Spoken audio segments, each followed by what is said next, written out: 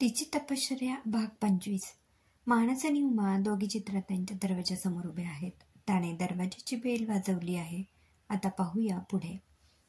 दरवाजा उघडेपर्यंत मानस बंगल्याचे निरीक्षण करत होता. बंगला म्हणजे वास्तुकलेचा एक अप्रतिम नमुना होता. बंगल्यासमोरच्या मोकळ्या जागेत सुंदर सुंदर फुलझाडं आकर्षकरित्या लावली होती. दरवाजा अस्सल सागवानी आणि प्रशस्त होता. एकंदरीतच बंगला त्यांच्या श्रीमंतीची ग्वाही देत होता. चित्राताई आणि नंदिनी दोघी हॉलमध्ये गप्पा मारत बसल्या होत्या. दुपारचे 4 वाजले होते. इतक्यात दरवाजाची बेल वाजली. आता कोण आलं असेल असा विचार करत चित्राताई उठून दरवाजापर्यंत आल्या. त्यांनी दार उघडलं आणि त्या डोळे विस्फारून पाहतच राहिल्या. दरवाजात उमा आणि मानस उभे होते. ते दोघं एक ना एक दिवस इथपर्यंत पोहोचणारच याची त्यांना खात्री होती, परंतु ते इतक्या लवकर इथे येतील असं वाटलं नव्हतं.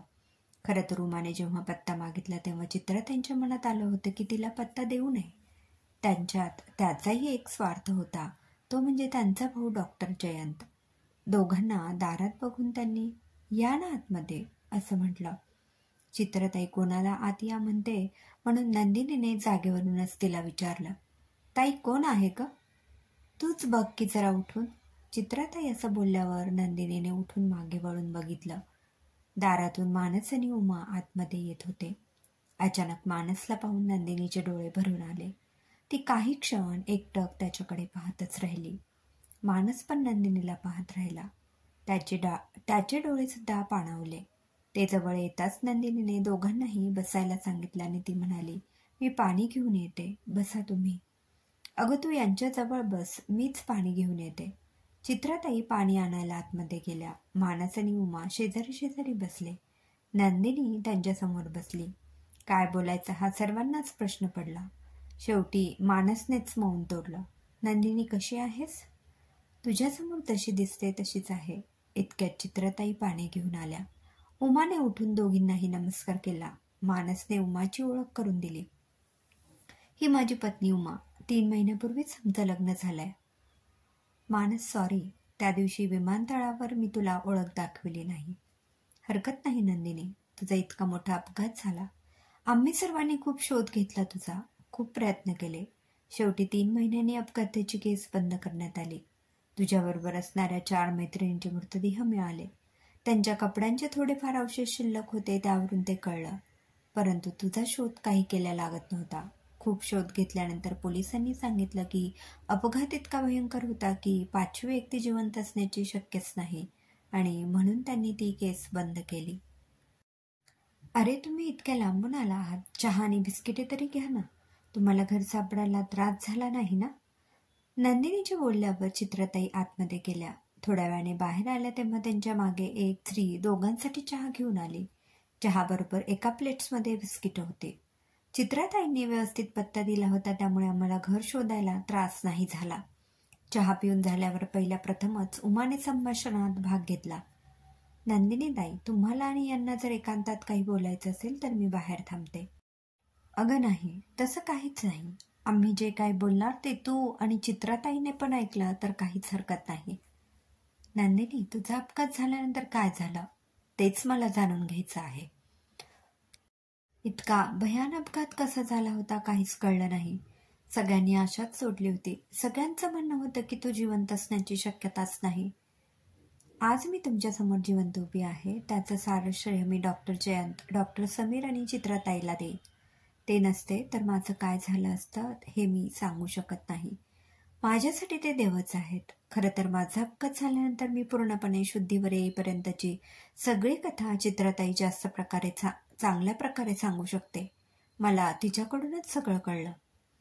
खरं सांगू का, नंदिनीला आम्ही पहिल्यांदा ज्या अवस्थेत पाहिलं ते आठवलं तरी माझ्या अंगावर काटा उभा राहतो. आम्ही तिला रस्त्यावर पडलेलं पाहिलं तेव्हा फक्त तिचा श्वास चालू होता म्हणून तिला जिवंत म्हणू शकत होतो. मला तर ती जगेल अशी खात्रीच नव्हती. जयंत आणि समीरने त्यांचे सारे वैद्यकीय कौशल्यपणा लावलं. दोघांनाही खात्री होती की ती निश्चितच जगेल आणि बरी होईल. नंदिनी, पण तू आणि तुझ्या मैत्रिणी पिकनिकला जाणार हे तू कोणाला सांगितलं नव्हतं का? आपण आदल्या दिवशीच भेटलो होतो. मला पण तू काही बोलली नव्हती. अरे सर्व रात्री अचानकच ठरलं. आधी गीता आणि मीता दोघींनी एकमेकींना फोन केला आणि त्यांनी ठरवलं. मग त्यांनी मला फोन केला. नंतर मेघाला विचारायचं ठरवलं. खरं तर आम्ही कार हायर करूनच जाणार होतो, पण ती सोय होऊ शकली नाही. म्हणून मग मीच त्यांना म्हटलं की मी माझी गाडी काढते. त्या नकोच म्हणत होत्या, कारण मला एन्जॉय करता येणार नाही. आपण तुझी गाडी नको काढूया. त्यांचं तेव्हा ऐकलं असतं तर खूप बरं झालं असतं. माझ्यामुळे त्यांचा जीव गेला हे माझ्या मनातील शल्य कधीच जाणार नाही. लगेच उमा म्हणाली, नंदिनी ताई, तुम्ही असं समजू नका. स्वतःच्या मनाला त्रास करून घेऊ नका. जन्माला येतानाच प्रत्येकाचं आयुष्य ठरलेलं असतं. जाती जाती वेळ आली की त्याला जावंच लागतं. ते जरी खरं असलं तरी मी निमित्त ठरले. मला काहीच सांगितलं नव्हतं, त्यामुळे आधी माझ्या मनात विचार आला की हा काही घातपात आहे का. कोणीतरी मुद्दामच तुम्हाला कुठेतरी बोलावलं असेल आणि त्यानेच घडवले असं मला वाटलं. तुझी आई म्हणाली की सकाळी लवकर उठूनच ती घराबाहेर पडताना आम्हाला सांगून गेली. ती आणि तिच्या मैत्रिणी पिकनिकला जात आहेत.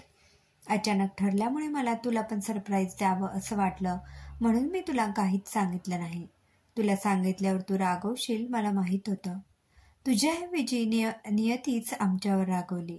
चित्राताई, तुम्ही म्हणालात ना आम्हाला आम्हाला म्हणजे तुमच्यावर, आणि कोण कोण होतं, आणि नंदिनी तुम्हाला कुठे सापडली? तुम्ही खाली जंगलात कशासाठी आला होतात? मी आणि जयंत, आम्ही दोघे खालून त्या रस्त्यावरून कारने जात होतो. जयंतला एक फोन आला होता, म्हणून त्याने गाडी जरा साईडला घेतली होती.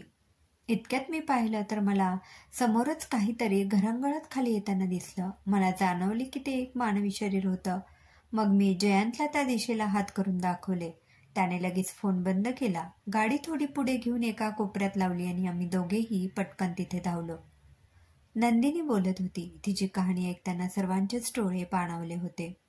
नंदिनीला पुढे काही बोलताच येईना. चित्राताईने तिच्या पाठीवर हात ठेवला. नंदिनी, शांत हो. तू काही बोलू नकोस. मी सांगते पुढचं. नंदिनी, तुला त्रास होत असेल तर आपण थोडा वेळ दुसरं काहीतरी बोलूया. शांत हो नंदिनी. नंदिनीला शांत करून चित्राताई बोलू लागल्या. गाडी कोपऱ्यात लावली आणि आम्ही धावतच मानवी शरीर दिसत होते तिकडे धावत गेलो. केवळ जयंत डॉक्टर असल्यामुळेच पुढचं सगळं व्यवस्थितपणे आम्ही करू शकलो. जवळ गेल्यावर पाहिलं तर आमच्या लक्षात आले की ही एक मुलगी आहे. जयंतने खाली वाकून बघितले. तिचे शरीर खूपच वाईट रीतीने जखमी झालं होतं. श्वासोच्छ्वास चालू होता. त्यावरूनच ती जिवंत आहे एवढं कळत होतं. जयंत धावतच गाडीकडे गेला. फर्स्ट एड बॉक्स आणि गाडीत एक प्लास्टिकचा कपडा होता, तो घेऊन आला. आम्ही कसंबसं उचलून तिला त्या कपड्यावर ठेवलं. त्याने जेवढ्या जागी शक्य होतं तेवढ्या जागी मलमपट्टी करण्याचा प्रयत्न केला. नंतर आम्ही दोघांनी मिळून तिला उचलून गाडीत ठेवलं. तेव्हा तिचा एक पाय खूपच वाईट जखमी झाला होता. लटकत होता. रक्तस्राव पण खूप झाला होता. मी मागच्या सीटवर बसून तिचं डोकं मांडीवर ठेवून पुढचा प्रवास केला. इथे साताऱ्यापासूनच जवळ जयंत आणि त्याचा डॉक्टर मित्र समीर यांचं हॉस्पिटल आहे. जयंतने शक्य तितकी फास्ट गाडी चालवली. आम्ही दोघं तिला हॉस्पिटलमध्ये घेऊन आलो. जयंत स्वतः धावत जाऊन वॉर्ड बॉय आणि स्ट्रेचर घेऊन आला. नंदिनीला डायरेक्ट ऑपरेशन थिएटरमध्ये नेलं. तिचं नशीब थोर म्हणून डॉक्टर समीर पण हॉस्पिटलमध्येच होता. दोघांनी मिळून तिथे सर्व शस्त्रक्रिया करून नंदिनीला शुद्धीवर आणण्याचा प्रयत्न केला. तिला रक्ताची तातडीने आवश्यकता होती. नंदिनीचा आणि माझा रक्तगट एकच होता. मी तिला रक्त दिलं, परंतु ती लगेच शुद्धीवर आली नाही. तिला ICUमध्ये ॲडमिट केलं.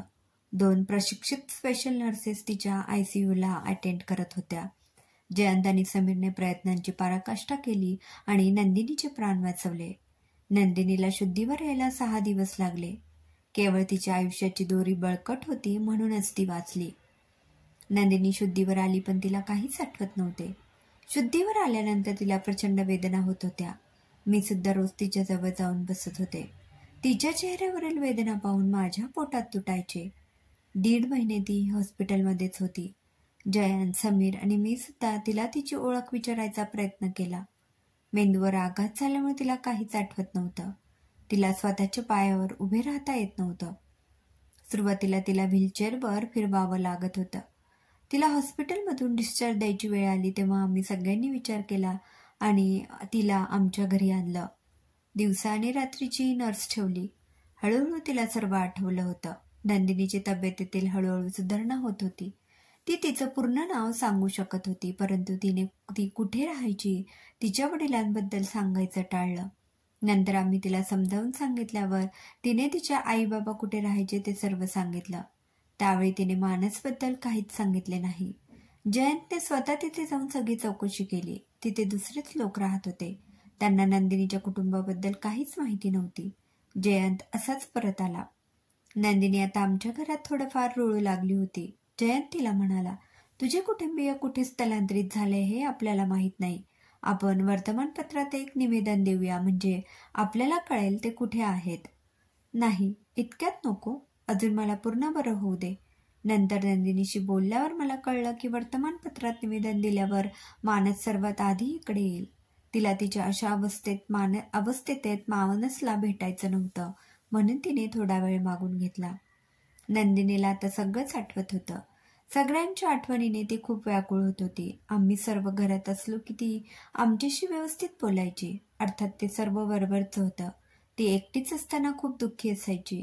एकदा मी तिला विचारलं, तू एवढी दुःखी का आहे? तेव्हा तिने मला तिची आणि मानसची प्रेम कहाणी सांगितली. ती सांगताना तिचा चेहरा खूप उजळला होता आणि मला जाणवले की तिच्या आयुष्यात मानस परत आला तर ती या सर्वातून लवकर बाहेर पडू शकेल. मी तिला खूप समजावले की तुला जर मानसला खरोखरच भेटायचं असेल तर तुला हिंमत दाखवायला हवी. हळूहळू मी तिची समजूत काढली आणि तिला थोडं थोडं चालवायला लागले, पण तिच्या पायात अजून हवा तसा जोर आला नव्हता. तिच्या जखमा पूर्ण भरल्यानंतर जयंतने तिच्यासाठी फिजिओथेरपिस्ट अपॉइंट केला. फिजिओथेरपीमुळे तिच्यात खूप बदल दिसायला लागला. तिला आता मानससाठी पूर्णपणे बरं व्हायचं होतं. मानस मध्येच म्हणाला, इथे तुम्ही कोण कोण राहता? डॉक्टर जयंत तुमचे कोण आहेत? जयंत, मी आणि माझी आई आणि आता नंदिनी, आम्ही 4 जण राहतो. जयंत माझा लहान भाऊ आहे. माझी कहाणी खूपच दुःखदायक आहे. माझा नवरा दारू पिऊन मला मारहाण करायचा. चांगला शिकला सवरलेला माणूस होता तो. दारूमध्ये त्याने त्याचं सर्वच उधळून टाकलं, म्हणून मी घटस्फोट घेऊन इकडे आले. जयंत माझा लहान भाऊ असला तरी त्याने माझी मोठ्या भावासारखी जबाबदारी स्वीकारली. माझी आई आता देवळात गेली आहे, येईल एवढ्यात. जयंत त्या एका मित्राच्या घरी गेलाय, तो पण येईल. मानस नंदिनीला म्हणाला, तुला माझं लग्न झालं हे आत्ता कळलं, पण तुझ्याबद्दल मला आधीच कळलं असतं तर नंदिनी, मी तुला आहे तसं नक्कीच स्वीकारलं असतं. माझ्या प्रेमावर संशय घेतलास. तुझा माझ्यावर विश्वास नव्हता का? नाही, तसं नाही. माझा तुझ्यावर खूप विश्वास आहे आणि तू मला तसं स्वीकारशील याची सुद्धा खात्री होती. पण मला तुझ्या आयुष्यात असं अपंग म्हणून यायचं नव्हतं, म्हणून मी ते टाळलं. पण तू कमीत कमी तुझ्या आईबाबांचा तरी शोध घ्यायला हवा होता. अगं, तुझ्या आईबाबांना किती दुःख झालं असेल याची तुला कल्पना नाही. तू नेहमी मला सांगायचीस की तू आईबाबांची खूप लाडकी मुलगी आहे. तुझ्या अपघातानंतर ते इतके खचून गेले की त्यांनी हे शहरच सोडून दुसऱ्या ठिकाणी बदली करून घेतली. ते सुद्धा आमच्या सर्वांच्या नकळत. आम्हाला त्याबद्दल काहीच माहीत नाही. हो, ते मला सुद्धा माहिती आहे. म्हणून मला एक नक्कीच माहीत होतं की बाबा जरी कुठेही गेले तरी त्यांचा गोडबोले म्हणून एक खूप जिवलग मित्र आहे. त्यांना त्यांच्याबद्दल नक्कीच माहिती असेल. म्हणून मी जयंतला गोडबोले काकांचा पत्ता दिला. त्यांनी आम्हाला आई बाबा कुठे असतील ते सांगितलं. क्रमशः लेखिका सीमा गंगाधरे. श्रोते हो, कथेत पुढे काय होईल जाणून घेण्यासाठी ऐकत रहा तिची तपश्चर्या. पुन्हा भेटूया कथेच्या पुढील भागात. धन्यवाद.